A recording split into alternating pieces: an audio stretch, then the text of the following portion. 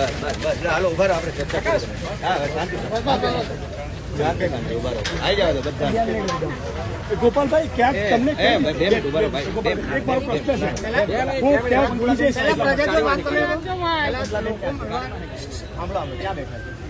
એમને બોલાવ્યો ને એ મનોજભાઈ, મનોજભાઈ મિત્રો જુઓ અત્યારે શકુંતલાબેન ક્યાં છે? હા અહીં આવી જાય. એક મિનિટ બધાને માહિતી આપી દે બેન. ભાઈ થોડો રસ્તો કરતો બેન, બધા સાઈડમાં હટી જાઓ. બેન ચૈતરભાઈ મળીને આવ્યા છે એટલે આપણને માહિતી બધી આપી દે. બરાબર, એ આવવા દો ભાઈ, રસ્તો આપો. હા આવી જાઓ. અહીંયા આવી જાઓ. ભાઈ થોડી જગ્યા રાખો. પાછા આવી જાઓ.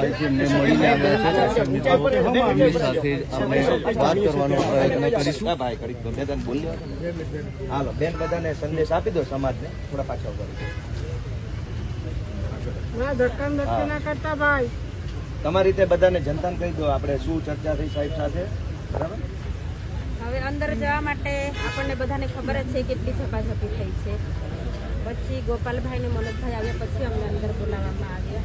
ત્યાં અંદર ગયા પછી મોબાઈલ જપ્ત કર્યા અમારા. તો વકીલ સાહેબે દલીલ કરી કે તમે મોબાઈલ જપ્ત કરો છો એ આરોપી છે, તો તમે મોબાઈલ જપ્ત કરો છો તો પોલીસ કર્મીની આ ભૂલ છે. કે હવે અમે પતિને મળવા માટે અંદર ગયા તો અમારો મોબાઈલો લેવાની જરૂર હતી એ લોકોની, છતાં પણ એ લોકોએ અમારા મોબાઈલો લઈ લીધા. વકીલ સાહેબે કીધું આપણે અંદર બેસીને ફરી પાછી આપણે વાતચીત કરીએ. ત્યારે પછી પોલીસે અમને પાછા મોબાઈલો આપ્યા.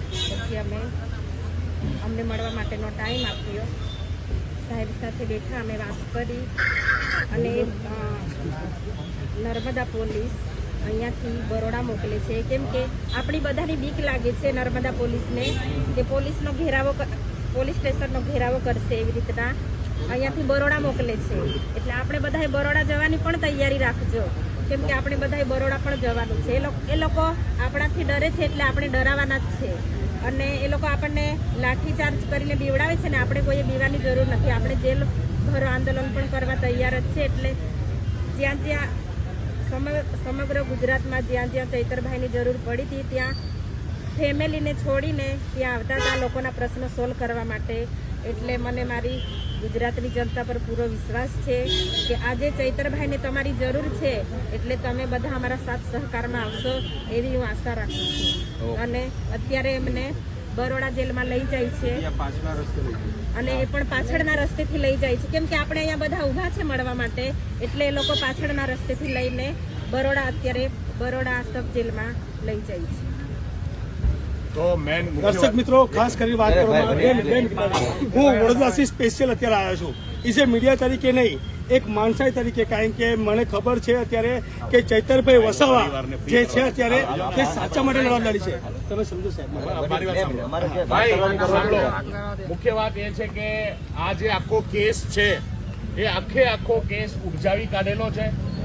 પોલીસે ચેતરભાઈના 5 દિવસના રિમાન્ડ માંગ્યા હતા, પણ ગોપાલભાઈ ઇટાલિયા અને આપણા વકીલ મિત્રોએ જે રજૂઆત કરી અને આખા કેસની અંદર જેમ નાટક લખતા હોય, સ્ક્રિપ્ટ લખતા હોય એવી રીતે FRI લખી છે, ત્યારે જજ સાહેબને પણ આ વાત યોગ્ય લાગી કે ચેતરભાઈ ઉપર જે આ કેસ કરવામાં આવ્યો છે એ તદ્દન ખોટો છે.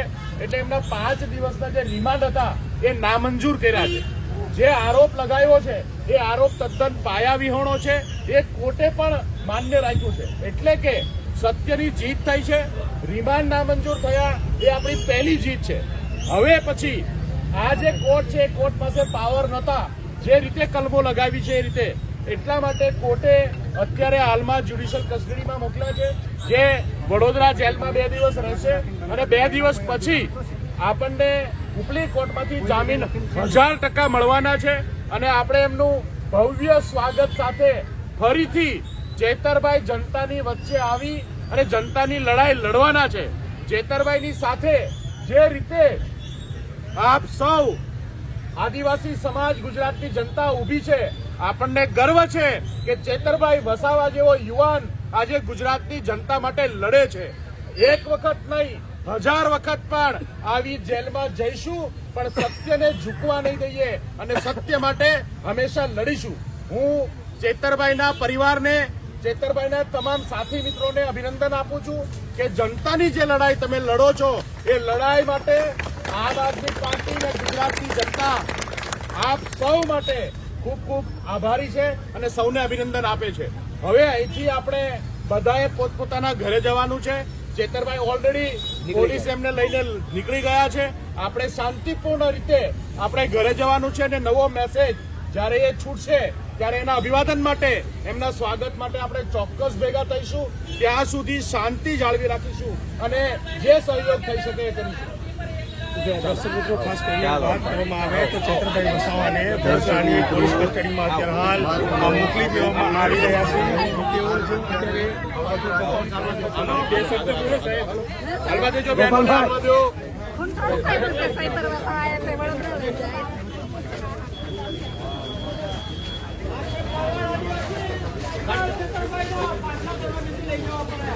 જય જોહર.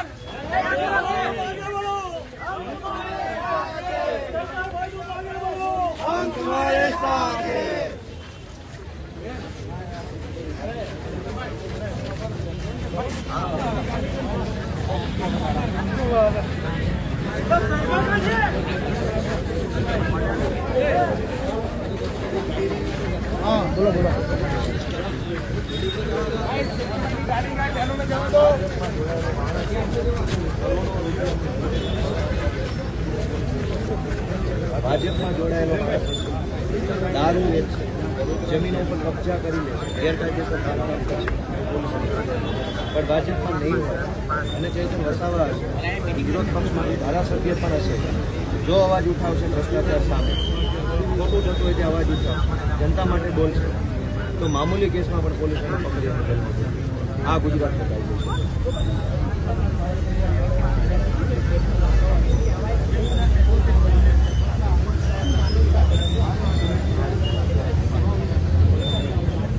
મૂળ મુદ્દો એટલો છે કે ગુજરાતમાં બળાત્કારીઓ, ડ્રગ્સ વેચવાવાળા, દારૂ વેચવાવાળા, સરકારી અનાજ ખાઈ જવાવાળા, જમીનો પર કબજા કરવાવાળા, ઊંચા વ્યાજે રૂપિયા આપી અને આત્મહત્યા કરવા મજબૂર કરવાવાળા, એને પકડવાનો કમલમમાંથી ફોન કેમ નથી આવતો?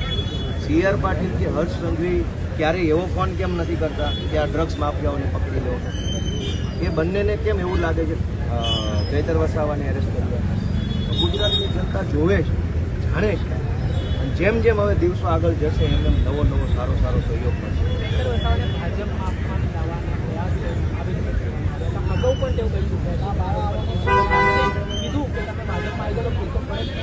ગુજરાતમાં જ્યારે પાટીદાર આંદોલન હાલતું હતું ત્યારે હાર્દિક પટેલ ઘરથી બહાર નીકળે ને તો પોલીસ એરેસ્ટ કરી બધાને યાદ છે. અમે તો હતા જ ભેગા.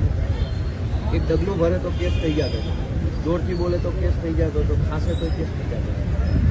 જેવા CR પાટીલના હાથે શુદ્ધિકરણ પ્રક્રિયા કરીને ભાજપમાં જોડાયા તો આજે એના બંગલાની બહાર પોલીસ નથી કરી.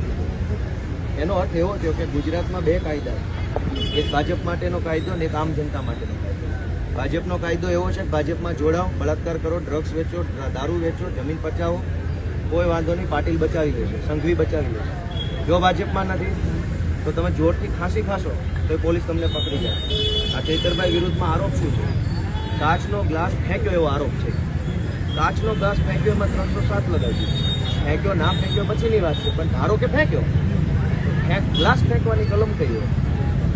તો ગુજરાતમાં બે કાયદા છે. ભાજપમાં જોડાઈને બળાત્કાર કરો તો માફ છે, ભાજપની સામે રહીને પાણી પીવો તો ગ્લાસ પકડવાનો.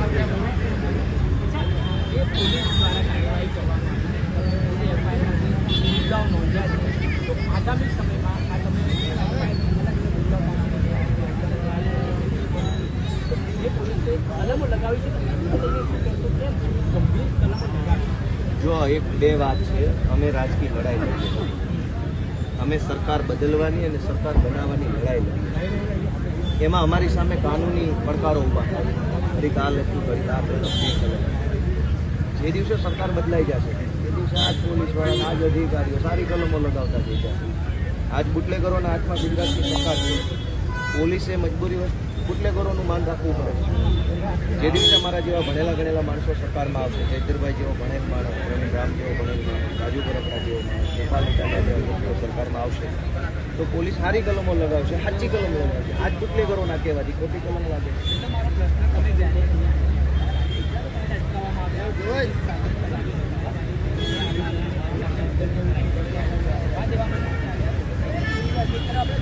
કઈ રીતે જોવું જોઈએ? તમે પોલીસને પૂછો ને કે દેશમાં કયો કાયદો છે વકીલને રોકી રાખવાનો? કોઈ વકીલ અદાલતમાં જતો હોય એને રોકવાનો કાયદો ક્યાં લખ્યો છે? કઈ કલમ, શું નામ છે, કઈ સાલમાં કાયદો છે? તમે પોલીસને પૂછો ને મને શું કામ પૂછો? મેં એમ કીધું હું વકીલ છું, હું અદાલતમાં જાઉં છું, એ મારો અધિકાર. પોલીસ કોણ છે મને પૂછવાવાળા કે કોના વકીલ છો ને કોના નથી? હું ગમે એનો વકીલ હોઉં. હું આરોપીનો વકીલ છું, હું ફરિયાદીનો વકીલ છું, હું સાક્ષીનો વકીલ છું, હું પંચોનો વકીલ છું. પોલીસને શું લેવા દેવા? એવું કોણે એને હકાતો પૂછવાનો? કેમ પૂછે કોના વકીલ છે? અને અદાલત કોની છે? ભાજપની અદાલત છે કે સરકારની અદાલત છે? અને વકીલ અદાલતમાં નહીં જાય તો હવે ક્યાં જશે? પોલીસ સ્ટેશને આવવા દેતા નથી, મામલતદાર ઓફિસે આવવા દેતા નથી, પ્રાંતમાં ઘૂસવા દેતા નથી, સડકો પર ઊભા રહેવા દેતા નથી. અદાલતમાં જઈએ તો ત્યાં આવવા દેતા નથી. તો જવાનું ક્યાં? બુટલેગરો પાસે કમલમમાં જવાનું? એ પ્રશ્ન તમે એમને પૂછો કે આ શું હાલે છે ગુજરાતમાં? આ કઈ હદની તાનાશાહી? અને જનતાને વિનંતી છે કે જનતા આત્મા જગાડે પોતાને કે આ શું હાલે છે. ગોપાલ ઇટાલિયાને ગુજરાતમાં કોણ નથી ઓળખતું, છતાંય પોલીસ એવો પ્રશ્ન કરે છે કે તમને નહીં જવા દઈએ. ગોપાલ શું છે? એડવોકેટ છે, વિસાવદરની જનતાએ જનપ્રતિનિધિ બનાવ્યો છે, બધાને ખબર છે. પછી કેવી રીતે રોકવાના?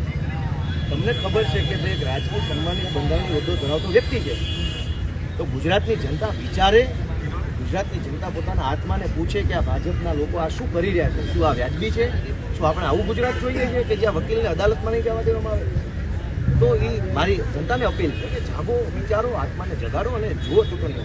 ગોપાલભાઈ, અને એક વકીલ પણ કોર્ટમાં આવ્યા હતા, તે દરમિયાન પોલીસ દ્વારા અંદર નહોતા જવા દેવામાં આવ્યા, દંડવત પ્રણામ કર્યા અને હર્ષસંઘવીને ફોન કર્યો, ત્યારબાદ અંદર બોલાવ્યા. એનો અર્થ તો એવો થયો ને કે હર્ષસંઘવી કાયદો ખિસ્સામાં લઈને ફરે છે. એનો અર્થ તો એવો થયો. એટલે અદાલતમાં જવાનું, સંઘવીને પૂછવાનું.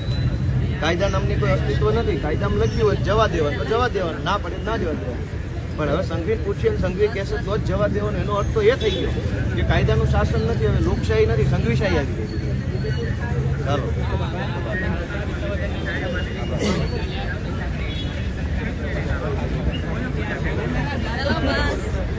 ચાલો.